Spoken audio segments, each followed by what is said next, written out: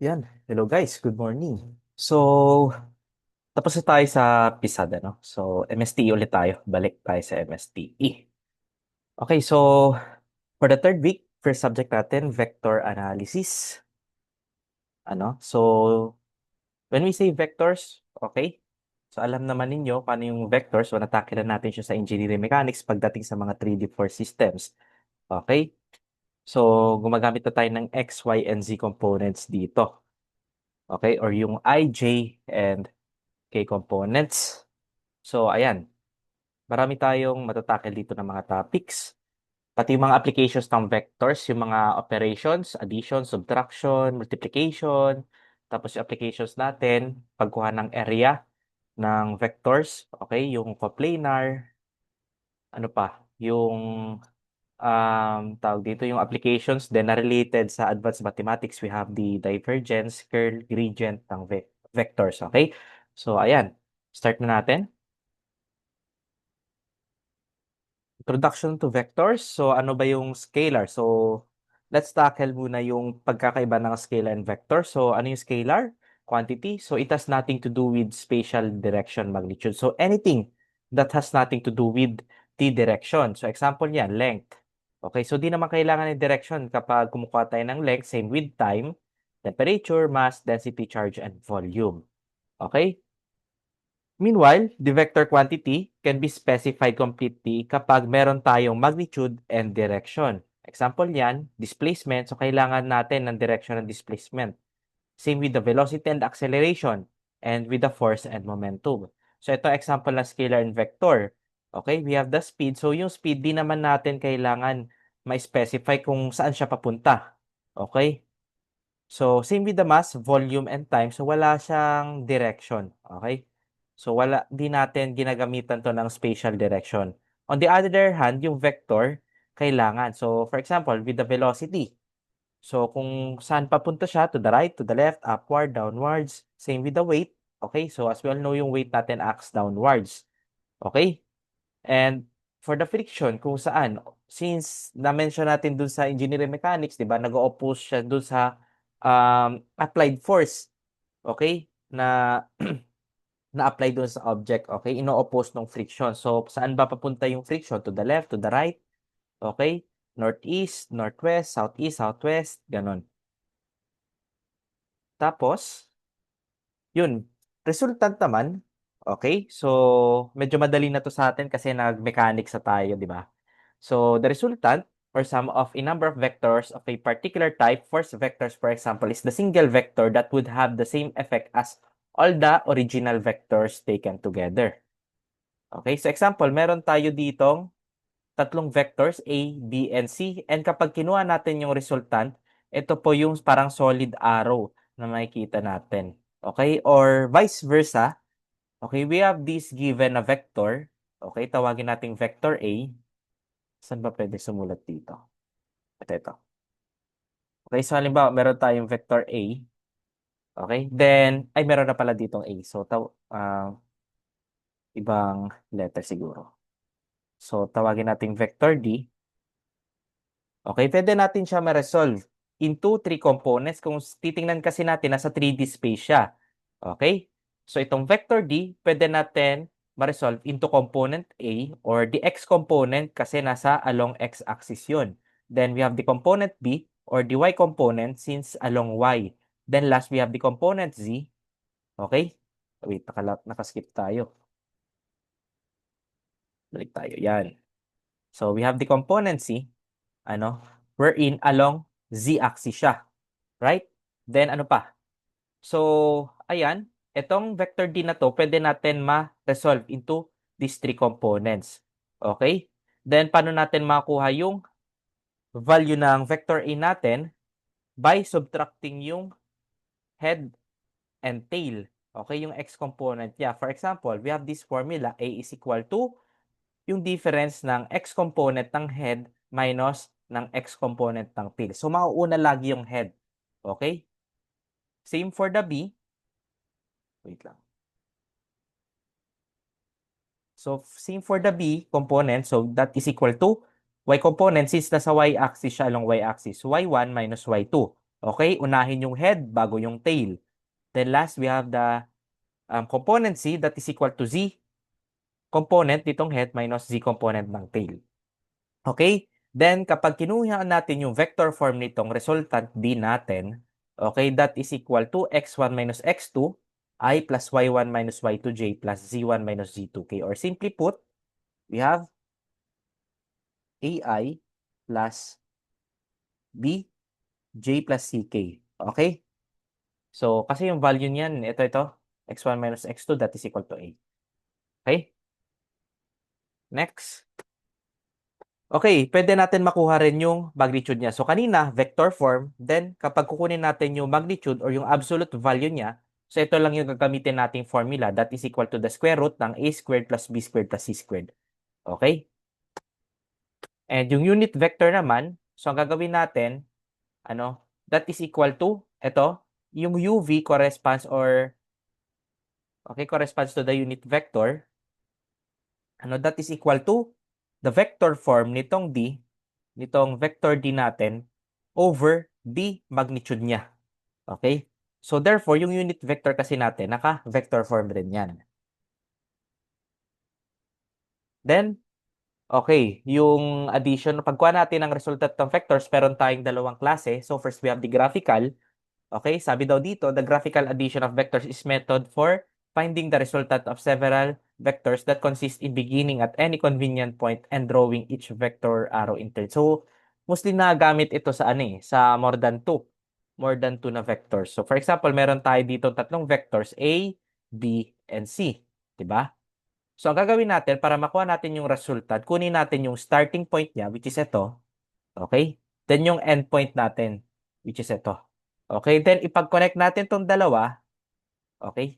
Then yung mga compute natin na value dito, yan yung magiging resultant natin. Okay? Yan yung sa graphical method. How about sa parallelogram method? So ito ginagamit natin sa mechanics, di ba? So ginagamit natin yan pag dalawa yung vectors. So if the resultant of two vectors is acting at any angle, it may be represented by diagonal of a parallelogram and the two vectors are drawn as the sides of the parallelogram and the resultant is its diagonal. So paano natin gagawin? So halimbawa meron tayong given na vector A or force A then force B, di ba? Or vector B. So ang gagawin natin, ipagko-connect natin yung dalawa. Okay, yung dalawang vectors na yan. Then, ang gagawin natin, gagawa tayo ng parang same magnitude and direction nitong vector B natin sa taas. Okay, so i-connect natin dito sa head ng A. Then, similarly, ditong A na to, gagawa tayo ng same parallel din and same magnitude dito. Okay? So, kung titingnan natin, kinonect natin siya sa head ng B. Okay, ito, vector A din yan. Ito, vector B rin. Diba? So, naturo ko na ito sa engineering mechanics, di ba? So, kung titingnan natin, So, nakagawa tayo ng parallelogram. Okay? As implies dito sa parallelogram method, yung pangalan niya. Then, ang gagawin natin, gumawa tayo ng diagonal. Then, yung mga compute natin na diagonal, okay, yan po yung magiging resultant natin. Or pwede rin ganito. Okay? Pwede rin ito yung magiging resultant natin. Okay? Then, next, we have the component of a vector. These are the effective values of a vector in a given direction. Okay, so halimbawa, meron tayo ditong resultant R or force R. Okay, pwede natin siya i-resolve into components. Okay, naturo ko na ito sa engineering statics na pwede natin i-resolve yung components niya into X, Y, or Z component. Okay, as long as meron tayo ditong included angle. Okay, between ng resultant or ng force and its component. Okay, for example, itong Rx natin. Okay, ito for 2D plane ito. Okay, so we have Rx or yung x component ng R that is equal to, using trigonometry, meron tayo ditong right triangle, di ba? So meron tayo diyang right triangle. So by trigonometry, that is equal to resultant R cosine theta. Next, for the y component naman, that is equal to R sine theta. Then, yung resultant natin, that is equal to the square root of rx squared plus ry squared. So parang siya, Pythagorean theorem, right? Kasi nakagawa tayo ng right triangle dito. Okay, ginamit lang natin yung Pythagorean theorem para makuha natin yung resultant. So na-apply din yun dito. Then, for d theta naman, para makuha natin that is equal to inverse tangent ng ry over rx. Okay? So, yung SOHCAHTOA natin. Di ba? SOHCAHTOA. So, yung tangent natin, that is the opposite. Ito yung tangent, ito yung opposite natin over the adjacent. Then, vector operations na tayo. So, addition and subtraction of vectors. So, suppose, meron tayong dalawang vectors, A and B. So, paano natin yan ipag-add? So, halimbawa, yung vector A natin, okay, yung values niya, we have x1 and y1, or tawag dito, yung values niya for the x component, we have x1i, mali yung ano natin. So, we have x1i plus y1i. Okay? Then, for the vector B naman, we have the values x2i plus y2j pala. So, mali. y1j. Okay? So, lagi yan guys, yung x, I component yan. Yung y, j component. Dun yung z, k component. Okay?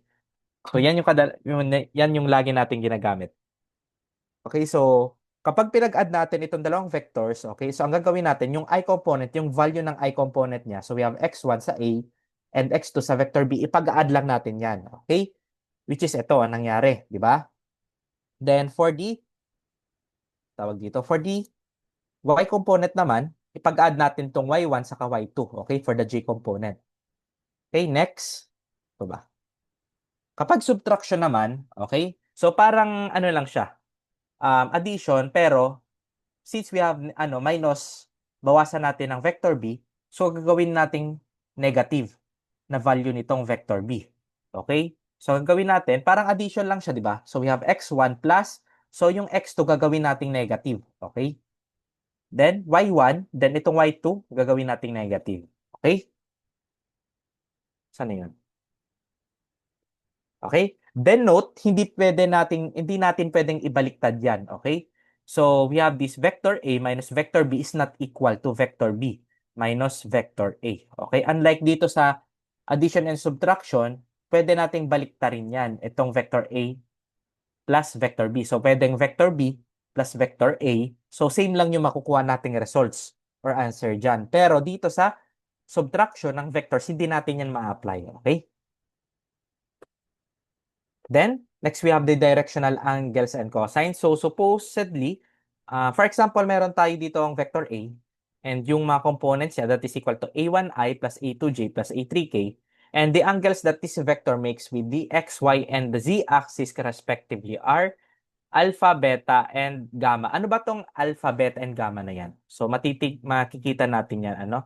So, itong alpha, beta, and gamma, yan po yung tinatawag nating direction angles. And yung mga cosines naman niya, yan po yung tinatawag nating directional cosines. So, na-discuss na natin yan sa engineering mechanics, di ba? So, halimbawa, meron tayo ditong x, y, and z plane. Meron tayo ditong, tawag dito, meron tayo ditong vector A. Okay? Then, ito yung value niya. Okay? That is equal to a1i plus a2j plus a3k. Ano? So, para ma-resolve natin siya, yung components niya, okay? So, halimbawa, yung x component is ito. Okay? So, therefore, nandito yung x component niya.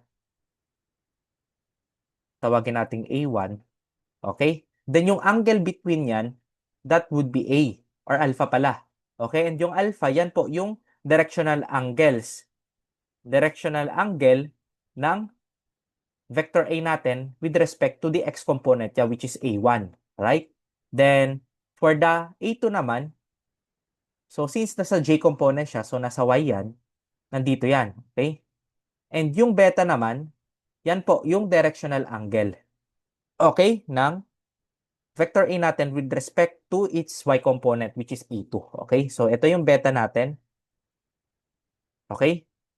And lastly, yung gamma naman, yan po yung directional angles ng vector A natin with respect to its z component, which is itong A3. Okay, so nandito yan. Yung A3 natin.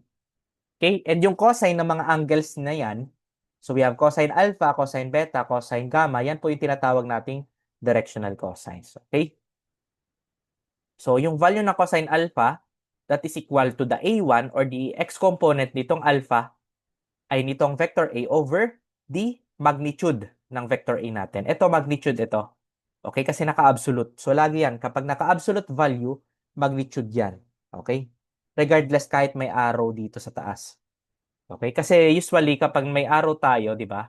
So, yung ina-express natin yan as a vector. Pero since may absolute sign tayo or symbol dito, so, ima-magnitude natin yan.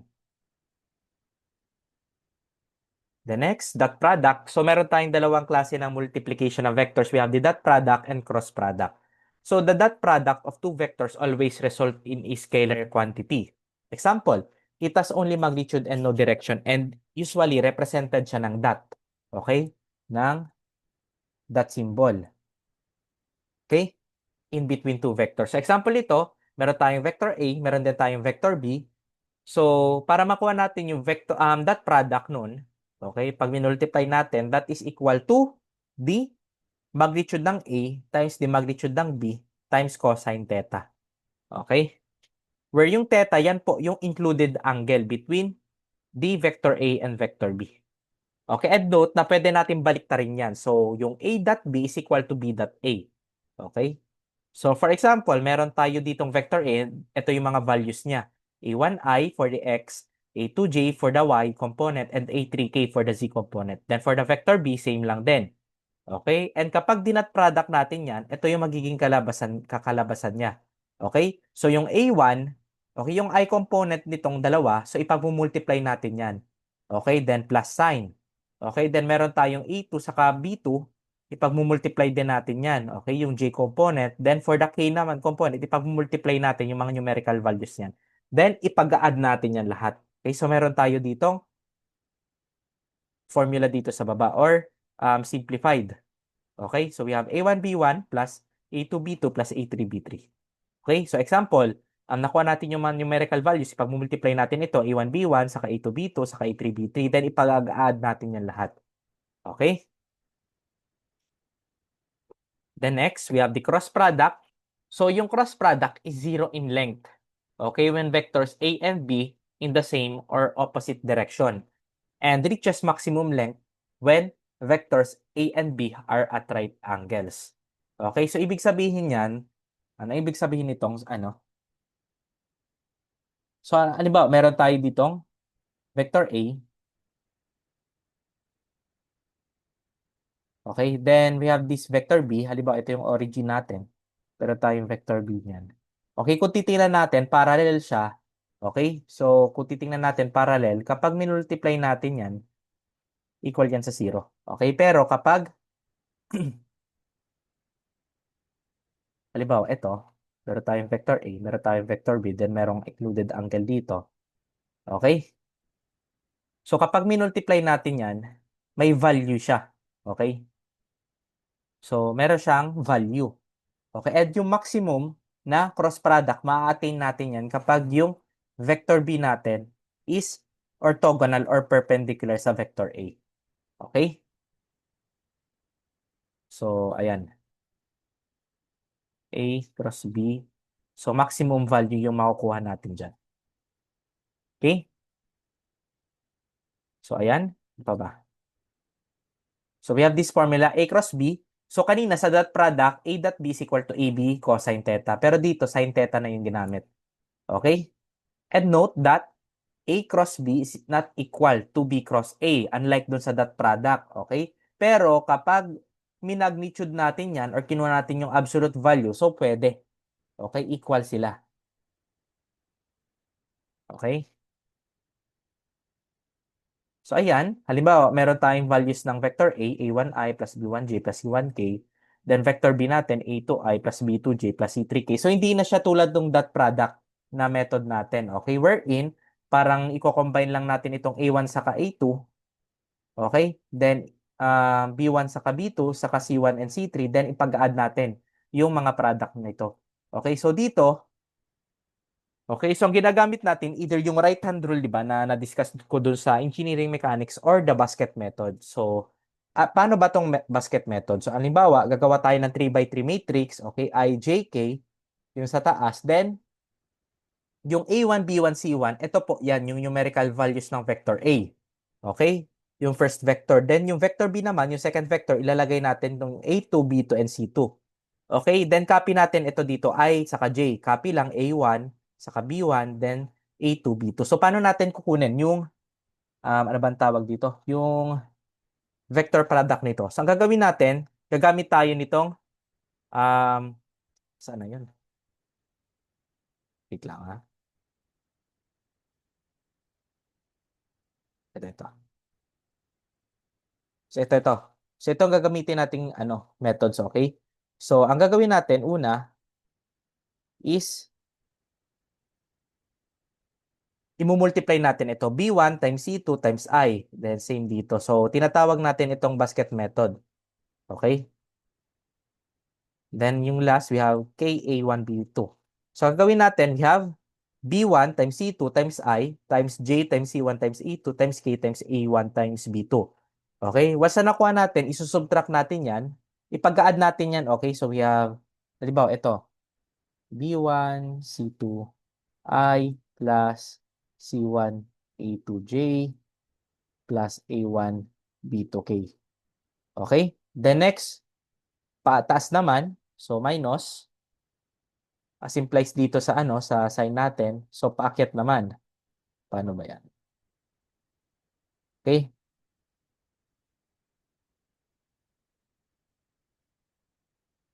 So we have ilan? So we have A2 minus A2, B1, K minus, ano ba yan? C2A, B2C1, B2C1I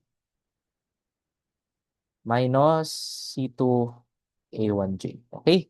So, ganun lang yung cross product natin. So, kung titingnan natin, parang nakabuo tayo ng parang basket. Kaya basket method yung tawag dito. So, parang kini-criss-cross natin. Okay? So, ganyan lang naman for the cross product. Next. Paano natin makuha yung angle between two vectors? So supposedly, for example, meron tayo ditong vector A and vector B. So we use this formula, okay? Kapag dot product yung ginamit natin or pwede rin kapag kapag cross product. Ito for cross product. Okay? The next, scalar projection between two vectors. So paano natin makuha yung scalar projection or scalar component? So for example, meron tayong vector B, then meron tayong vector A. Okay? So, para makuha natin yung vector A, yung scalar component ng A along B, or ito muna pala, scalar, ito yung vector B, okay? Then, scalar component of B along A. Okay, so ang gagawin natin, gagawa tayo ng broken line dito, okay? Then, perpendicular dapat siya sa A. Then, yung value nito, okay? So, yan na po yung scalar component of B along A. That is equal to B cosine theta. Okay, kung titingnan natin, meron tayong triangle, ito, then pwede na tayo mag-trigo, di ba? Right?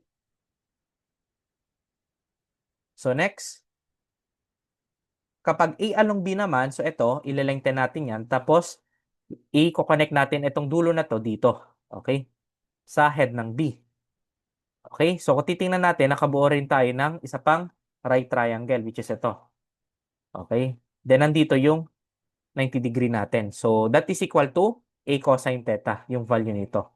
Yung scalar component ng A along B. Okay? Ano pa? Next.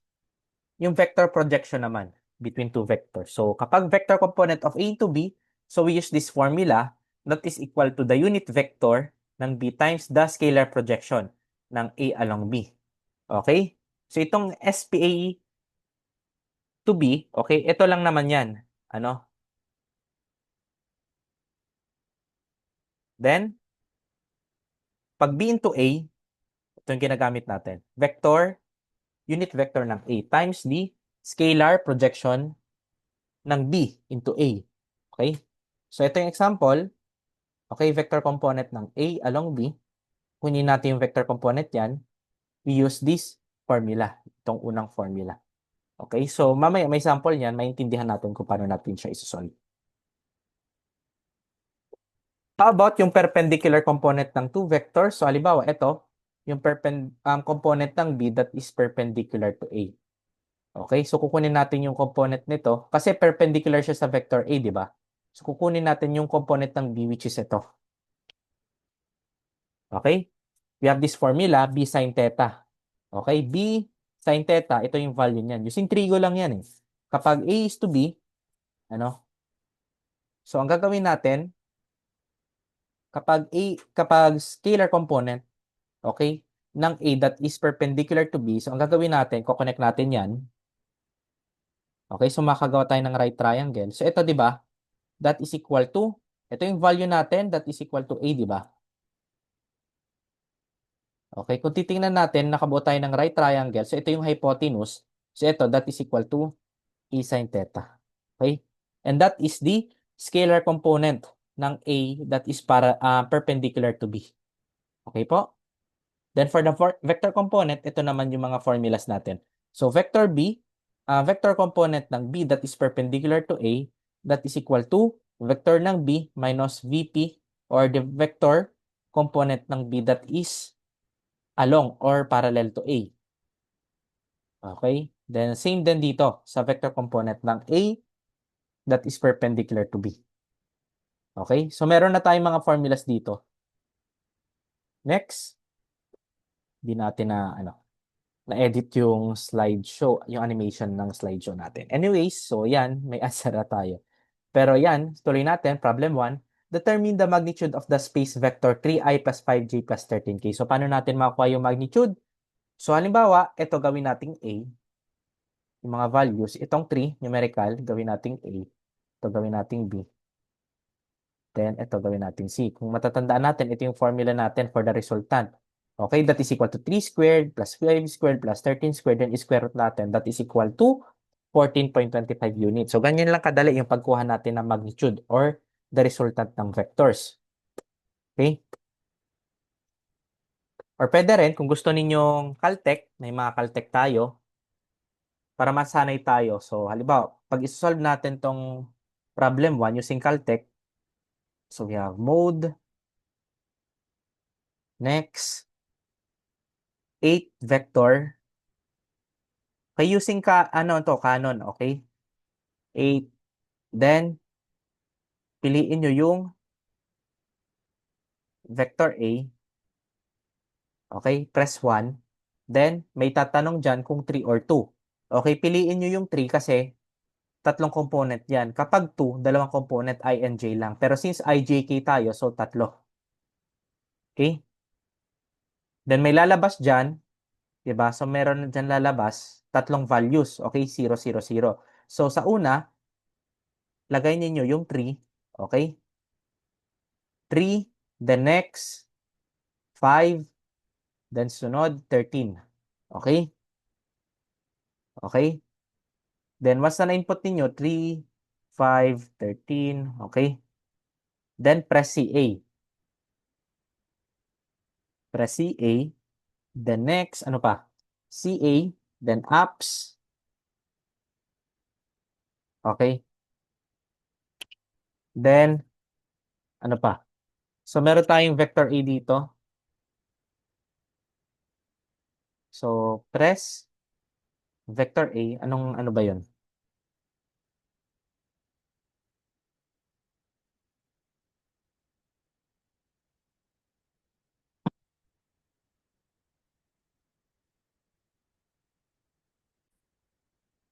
Yan. So, yan, after natin maglagay ng apps, then press vector A. So, may lalabas dyan na VCPA sa calculator natin pag pinindot ninyo yung number 3. Then, i-open and close parenthesis nyo, okay? Dito sa left, so may lalabas dyan vector A sa calculator ninyo. Then, dapat ganito, i-parenthesis nyo. Then, dito sa pinaka left, okay? Lagyan nyo ng absolute, okay? So, sa calculator ninyo, meron dyan absolute. Okay, yung location niya, katabi ng RCL. Okay, so meron yan RCL, absolute, then yung open and close. Okay, pindutin nyo ito. So, dapat ito yung maging kalalabasan ninyo sa calculator. Then, that is equal to 14.25. Okay, so I hope nakasunod kayo. So, ito lang naman yung step by step, pag Caltech yung gagamitin. Or kung ayaw ninyo, so ito na lang. 'Di ba? Pero ito kasi magagamit natin yan mamaya. Kaya tinuturo ko sa inyo kung paano mag-caltech. Okay? So, ayan. Saan na ba tayo? Next. Problem 2. So, given the vector A is equal to 5i plus 3j minus 7k, find its unit vector. So, paano ba yan? So, ito yung formula natin for the unit vector. That is equal to the vector A, yung value nito in vector form, over the absolute value or the magnitude nito. Okay? So, kunin natin muna yung magnitude. So, that is equal to square root of 5 squared plus 3 squared plus negative 7 squared. We have square root of 83. Then, copy natin ito for the I component, 5, 3, and negative 7. Then, yung denominator niya is yung magnitude natin. Okay? And that will be the answer for problem 2.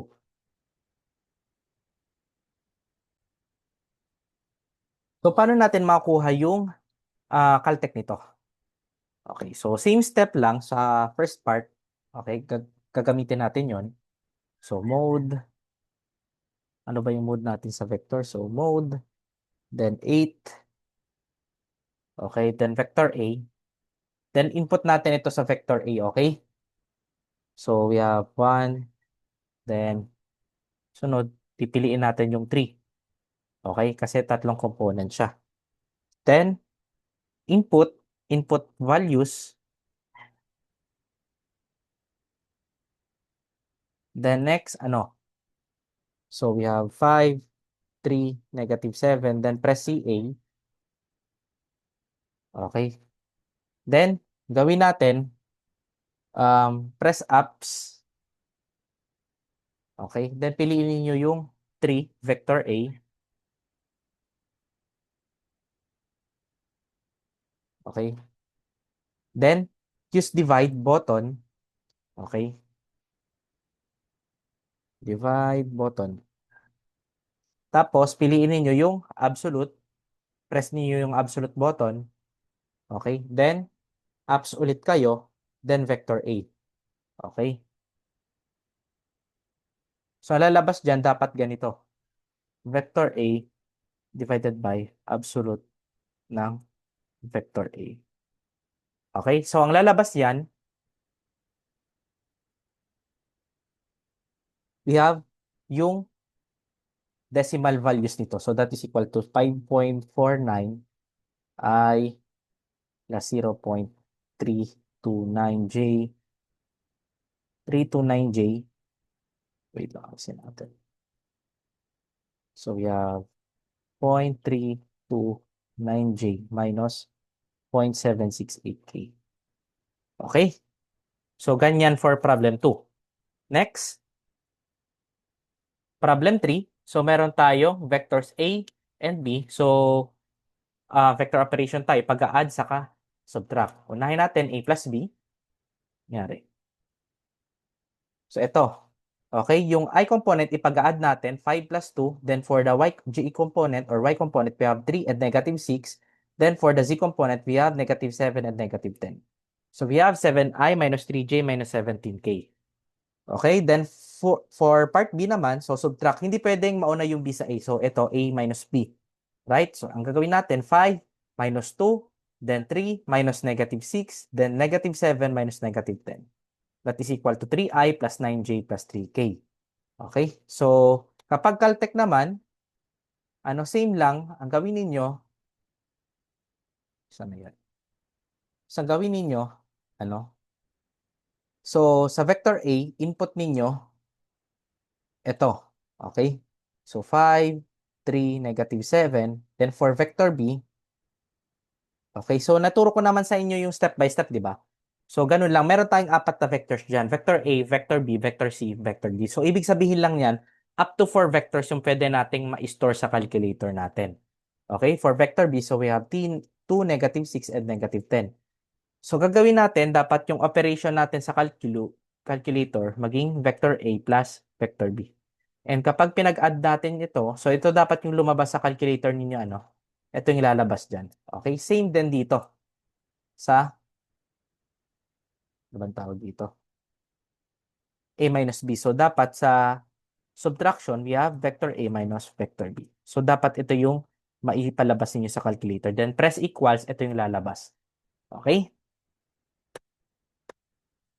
Then, problem 4.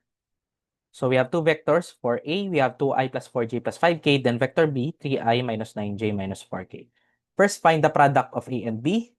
Find the cross product of A and B. Then, C, determine the angle between vectors A and B. So, we have this first, dot product. Ang gagawin natin, ipag-add lang natin itong mga I component muna. So, we have 2 and 3. Okay? So, we have 2 times 3 plus yung J component, we have 4 and negative 9. Pag-add natin yan. Plus, for the Z component, we have 5 and negative 4. Then, ipag-add natin lahat. That is equal to negative 50. Okay?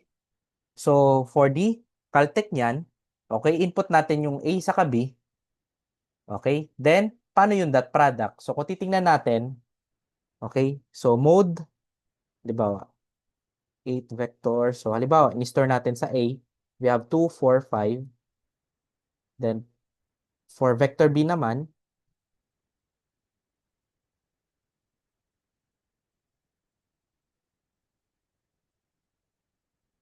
wait lang. For vector B naman, we have 3, negative 9, and negative 4. Then, ang gagawin natin, once na na-store na natin yung vector A sa vector B, meron na tayong mga values niyan. Press apps. Okay? So, unahin muna natin pala yung vector A. So, press apps, then press vector A. Okay? So, may lalabas na dyan sa calculator ninyo na vector A. Okay? Then, press apps ulit. Then, vector B. Okay? Ay, hindi muna vector B. So, pindutin nyo yung 8, yung dot. Okay? So, number 8. Okay? So, ang lalabas dyan, meron ng galalabas dyan. Okay? Then, press apps ulit. Then, press vector B. Okay? So, ito yun na yung lalabas sa calculator ninyo dapat. Okay? So, ang lalabas yan kapag ito, then press equals, that is equal to negative 50. Okay? Next. Continuation. So, cross product naman. So, same lang yung process. So, halimbawa, kung gusto nyo manual, ito yung lalabas. So, A cross B. So, dito sa first row, ilalagay natin ijk. Then, second row, yung numerical values nitong mga components. So, 2, 4, 5. Then, for vector B naman sa pinakababa, 3, negative 9, negative 4. Then, copy yung first two columns natin. So, we have I2, 3 dito. Then, J4, negative 9. Then, ito yun na yung susundin natin. Okay? So, ito muna, basket method. So, pababa, ipag-multiply natin yan. Then, ipag-add. Okay? Then, next, paangat naman. So, subtract dito. Okay? So, that is equal to 4 times negative 4 times I plus 5 times 3 times J plus 2 times 9 times K. 2 times negative, negative ito. Negative 9 times K. Then, minus na. Okay? Minus na. 3 times 4 times K minus negative 9 times 5 times I minus negative 4 times 2 times J. Okay? And that is equal to, simplify natin, negative 16I plus 15J minus 18K minus 12K plus 45I plus 8J. Then, pag-combine natin lahat, we have 29I plus 23J minus 30K. How about kapag Caltech? So, halimbawa, input natin yung vector A, input na natin, then vector B. Okay? So, ang gawin natin, so, ang gawin natin, instead of using apps, okay? So, input muna natin yung vector A. So, halimbawa, apps. Then, press 3 vector A. Okay? Basta na-input na natin yan. Halimbawa, ito yung lalabas dyan, vector A. Okay? Then, next, press times. Okay? Times button. Then, apps ulit.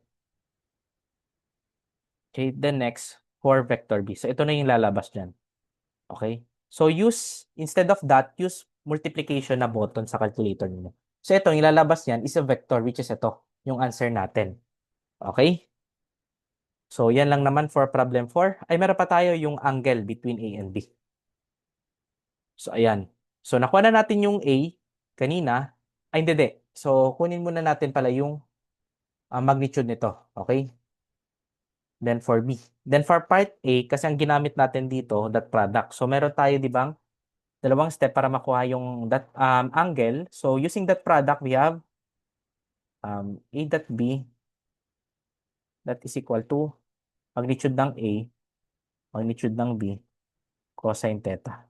Pag using dot product naman, that is equal to magnitude ng A, magnitude ng B, sine theta. Pero dito, ito yung ginamit ko. Okay? So, kaya kinuha ko yung -50. Then, compute natin yung magnitude ng A, then magnitude ng B. Okay? Naka-scalar format siya. So, we have 3 square root of 5 for A and square root of 106 for B. Then, ito yung gamitin natin. Okay? Then, inverse cosine. So, -50 times over pala. 3 times square root of 5 times square root of 106. Solve for theta, we have 136.38 degrees. Okay? Next, problem 5. So, meron tayong given na vectors. So, first, find the scalar component of B along A, then vector component of A along B. Okay, so paano ba yan? Scalar component of B along A, so we have B cosine theta. Okay, nandun yung sa previous na lecture previous slide natin. Okay, so ang gawin natin, kunin natin yung value ng B, saka since theta, kailangan natin ng theta, we use this formula. Okay, yung dot product na lang. Okay, so yung A dot B, so tinuro ko naman yung Caltech dyan, di ba? Or pwede yung manual, so we have 5 times 2 plus 3 times -6 plus -7 times -10. Okay, that is equal to 62. Nakuha na natin yung dot product ng A and B. Then next, kunin natin yung mga magnitude ng A and B.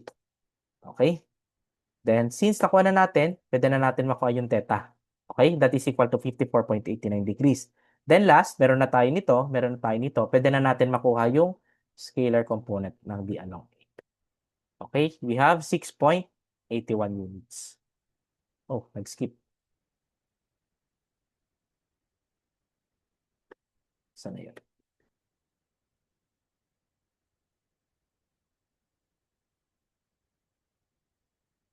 Ito. Okay? Okay, so yan yung nakuha nating scalar component of B along A. Okay? Next, vector component of A along B. So, copy natin yung vector A and vector B. So, we have this formula that is equal to the unit vector ng B times the scalar projection ng A along B. Okay, so kunin natin yung scalar component ng A along B that is equal to A cosine theta. So, nakuha na natin yung value ng A kanina, then yung B, then yung theta. So, kunin natin yung scalar component of A along B that is equal to 5.24 units. Okay, then next, kunin natin yung unit vector ng B. Okay, that is equal to 2 over 2 square root of 35. So, ito yan, yung magnitude natin. Okay, so UB natin, that is equal to yung vector B mismo over yung magnitude ng B. Okay? So, ito yan. 2 minus 6, 2 over 2 square root of 35 for the I component, then -6 over 2 square root of 35 for the J component, then -10 over 2 square root of 35 for the K component. Then, pwede na natin makuha yung ito by multiplying itong unit vector ng B times 5.24. Okay? So, we have this answer. Vector component ng A along B that is equal to 0.886I minus 2.657J minus 4.4288. Okay, so madali lang siya, dapat lang alam nyo yung formulas natin, okay?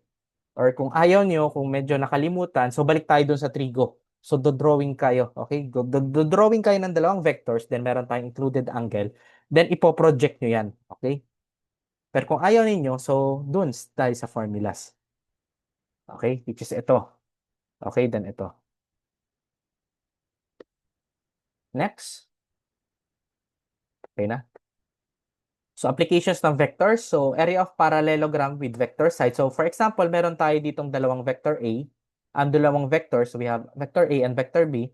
Then, yung area nitong parallelogram, that is equal to the absolute value ng cross product nitong vector A and vector B. Okay? Then, for the area ng triangle naman with vector sides, okay, so we have this vector A and vector B. Okay? So, ang gawin natin, kalahati lang. Kasi same lang yan dito eh. Parang nakagawa lang tayo ng parallelogram. Ang ginawa lang natin, hinati natin sa dalawa. Okay, that's why yung area ng triangle natin is 1/2 ng absolute value nito, A cross B. Right? Next. So, applications ng vectors kapag parallel pipe, naka 3D plane tayo. Say, for example, meron tayo ditong tatlong vectors. Okay, yung dimensions ng box natin or yung parallel pair natin is naka-express in vector form. So, we have vector U, vector V, and vector W. So, pwede natin makuha yung volume in three ways. So, cross product ng U and V times the dot product sa W, or pwede rin U cross W times yung product nila, cross product, idadot product natin sa V. Or pwede yung cross product ng V and W natin, idadot product natin sa U. Okay?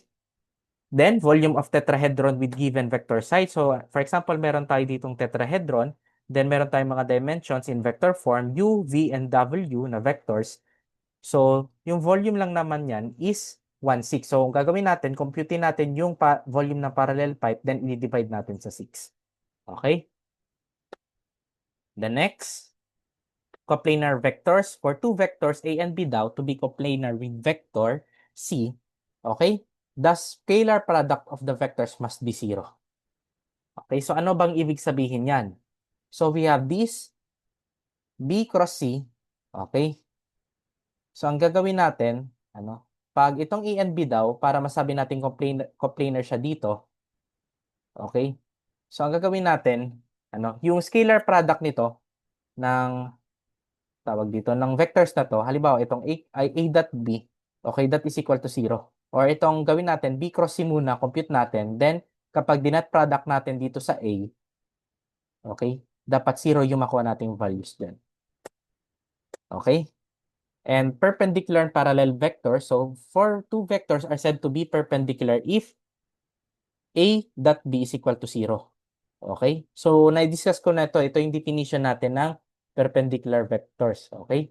So, perpendicular vectors, maximum siya kapag perpendicular yung dalawang vectors. Okay? So, makuha natin yung pinaka-maximum values. Then, parallel naman siya kapag yung A cross B natin is equal to 0. Okay, tandaan nyo ito. Perpendicular kapag A dot B is equal to 0, then A cross B is equal to 0, parallel siya, yung dalawang vectors na yan. Next, if this condition daw is met, it indicates that the three vectors do not span a three-dimensional space but rather lie within a two-dimensional plane. Since dalawang vectors lang naman yung involved dito, and titingnan natin, so it's either perpendicular or parallel. So kapag perpendicular or parallel, nakalay lang siya sa 2D plane, okay? Next, yung formula natin for the work, that is equal to the force times or that product ng force and distance. Okay, kung titingnan natin yung work natin, naka-scalar yan. Okay, kasi that product lang yung ginagamit. However, yung moment or torque, naka-cross product tayo. And kapag cross product, kapag moment, ang inuuna natin is yung distance bago yung force. Okay? D muna, yung vector nitong D, then i-cross product natin sa F. Kasi hindi pwedeng mauna yung force. Okay? So, lagi yan. Ito yung gagamitin natin. Bali. So, we have D vector cross ng force. Okay? And hindi siya pareho sa dito. Okay? So, ito yung gagamitin natin. Next. For the direction cosine or unit vector of a vector that is perpendicular to a given plane, we use this formula. Okay? Yung unit vector daw ng vector that is perpendicular to a given plane, that is equal to, halimbawa, given tayo ng dalawang vectors, A cross B, So, A cross B times times over, divide natin sa absolute value ng cross product nito. Okay? Next. Gradient vector. So, ito, more on sa advanced mathematics. So, yung gradient vector ng f natin, that is equal to derivative ng f with respect to x, I plus derivative ng f over partial derivative ng y, j. Okay? plus the partial derivative ng f with respect to x for the k component.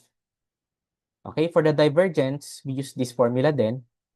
Okay, that is equal to px plus qy plus rz. So, meron yang given na tatlong functions, okay? Usually, meron yang tatlong functions, p, q, and r. Okay, so ibig sabihin naman nito, px, so kukunin natin yung derivative nitong p with respect to x plus derivative ng q with respect to y plus derivative ng r function with respect to z. Okay, so ito yan, partial differential equations yung ginagamit natin. Then for the curl, we use this formula. Medyo mahaba siya. Pero, alam ko, ginagamit natin yung formula na to. Okay? So, kung kaya nyo sa uluhin nyo. Kasi, pero more on advanced math na ito eh. Okay? Pero malay natin, baka lumabas kasi sa board exam, sayang naman. 1 point yan eh.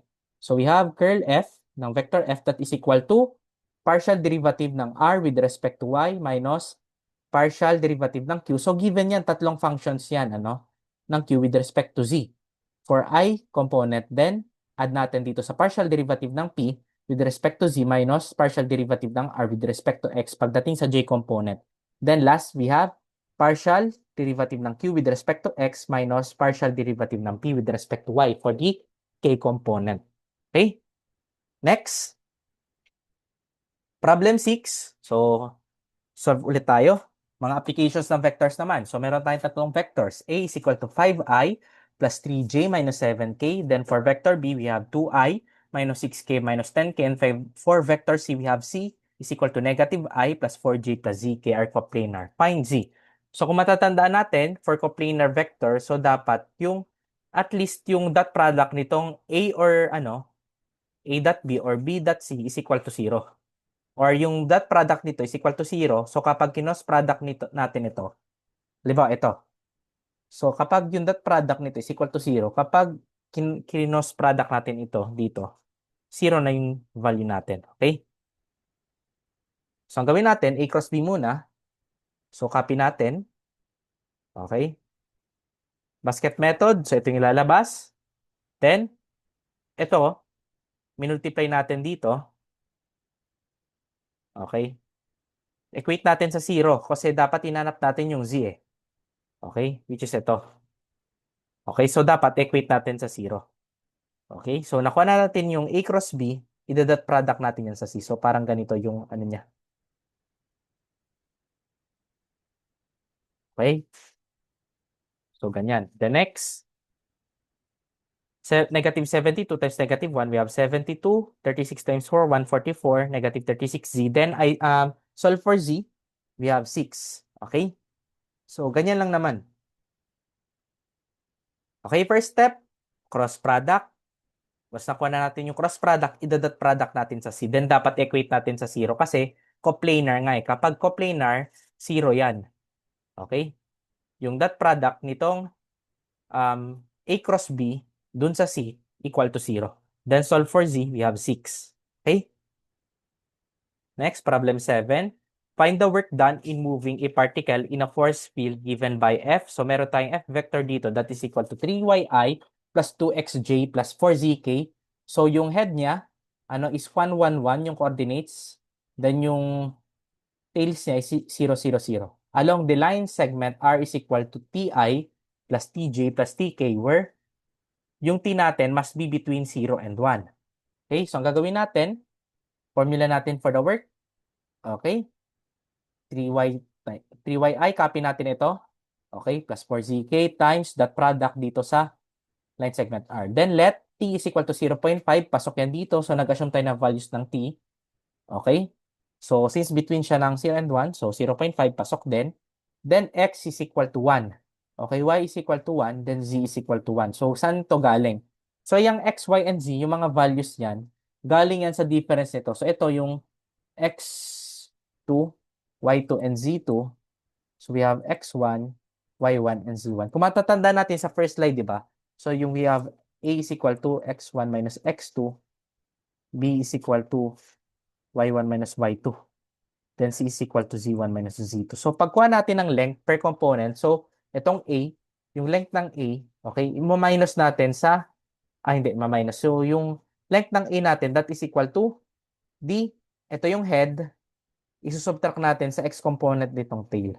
Okay? X1 minus x2. Then for B, we have y1 minus y2. Then Z, C component, we have z1 minus c2. So ito yung y natin dito, that is equal to A. Yung x natin, yan po yung B. Then yung z natin, yan po yung C. Okay? Sinubstitute lang natin. Okay, so ito, 1, 1, 1. Kasi 1 minus 0, 1 minus 0, 1 minus 0. Okay? Then, substitute natin dito. Okay, yung t, 0.5. Ito. Then, yung 3i natin, natanggal kasi 1 lang yan eh. Ito, 1, 2 times 1, 1, 4 times 1, 1, 3 times 1, 1.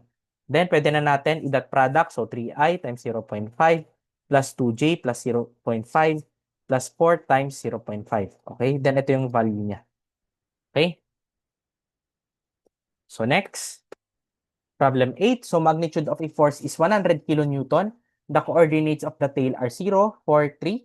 And that of the tip are 4.503. Find the moment of the force about the origin. So, paano ba yan? So, formula natin for the moment is the cross product ng distance or the moment arm tapos ng force natin. Okay? So, compute muna natin yung force. So, we have 100 kilonewton times the unit vector. Okay, yung unit vector natin. So, yung unit vector natin ng F. Okay, so we have this distance, 4.5, di ba? Ito yung tip, bawasan natin ng tail, 4.5 minus 0. Then plus 0, ito yung tip natin, bawasan natin ng tail, 0 minus 4. Laging mauna yung tip, 3 minus 3. Okay, then gawin natin, copy natin dito, pero isi-square natin siya, then square root. Okay, kasi absolute value yung kinukuha natin dito. Okay, so we have, once na nakuha natin ito kasi yan, ito part na to, yan po yung unit vector natin. Okay? Times 100, so ito yung makukuha natin na values. Okay? So hindi pa dyan nagtatapos kasi ito pa lang yung nakuha natin. Okay? Yung vector F natin. For the D naman, okay? So kasi moment of the force about the origin. So ano ba yung ng origin natin, coordinate? So we have 0, 0, 0. Okay? Then ang gagawin natin, i-connect natin yung origin natin or yung length natin. So yung magiging moment arm natin, yung distance from the origin hanggang sa tail. Okay? So ito yung magiging x1, y1, z1. So from the origin hanggang dun sa tail, so ito yung magiging x2, y2, and z2. So we have 0 minus 0, then 0 minus 4, j plus 0 minus 3k. Okay? So we have this one. Then i-cross product natin itong f sa d. So pwede yung f, pag caltech, ang gawin ninyo, store nyo yan sa vector A, then yung D naman, store niyo sa vector B. And kapag in-input niyo sa calculator, we have this vector B cross vector A. So, dapat mauna yung vector B kasi mauna dapat yung moment arm. Okay? So, nalagay na natin dito. Wait lang. So, we have B, vector B. So, we have, dapat yung ma-input niyo sa calculator, vector B cross vector A. Okay? Then, dapat absolute. Okay? Para makuha natin yung scalar. Yung magnitude niya. So, that is equal to 423.53 kilonewton meter. Kaya yan yung answer natin for problem 8. Okay? So, ito yung caltech niya, absolute ng vector B cross vector A, where vector B is yung distance, in-input natin ito sa calculator. Then, yung vector F, ito naman, in-input natin as vector A. Okay? Next, vector 9. Find the direction cosine of the vector that is perpendicular to the plane defined by A is equal to 3i plus j minus k, then B is equal to 2i plus 3j minus 2k. So, paano natin siya isosolve? Yung direction cosine. So, ito yung formula natin. So, cross product ng A and B. Okay, nakuha na natin siya. That is equal to I plus 4j plus 7k. So, alam nyo naman na, no, pag-compute ng cross product. So, hindi na siya mahirap kasi paulit-ulit natin siyang tinuturo sa mga sample problems natin. And kunin natin yung absolute value niya. That is equal to square root of 66.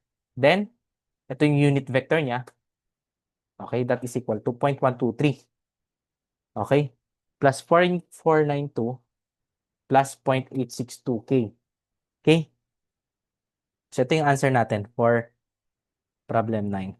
So, hindi siya Nangyari. Okay? So, yan. Next, problem 10. Find the gradient of the function h. So, meron tayong tatlo dito. Ano? So, we have x. So, we have x. So, yan. Function h. So, meron tayong tatlong function. Function x, function ng y, and then function ng z. That is equal to 2x cubed times y squared minus xz4 plus 3yz. Okay, paano natin makukuha yung gradient ng function h natin? So, ayan. At point 1, 2, -1. Okay, yung x, y, and z coordinate niya. Nangyari. So, solution, gradient vector natin, matatanda natin. Okay, yung function, partial derivative nitong function natin with respect to x plus partial derivative nitong function with respect to y, then plus partial derivative nitong function with respect to z. Okay? So, unahin muna natin yung partial derivative ng function with respect to x. So, hindi pa tayo nagka-calculus pero at least masa na tayo. So, ito, we have, baba natin, 2 times 3, we have 6x squared, y squared, copy lang. Then, itong negative x, since may x dito, so mawala yan, magiging 1. So, we have negative z4. Then, ito, walang x, so magiging 0 yan. Okay? Then, substitute natin, we have x is equal to 1, y is equal to 2, then z is equal to -1. Okay, dito sa coordinates na to. So we have 6 times 1 squared times 2 squared minus -1 raised to 4.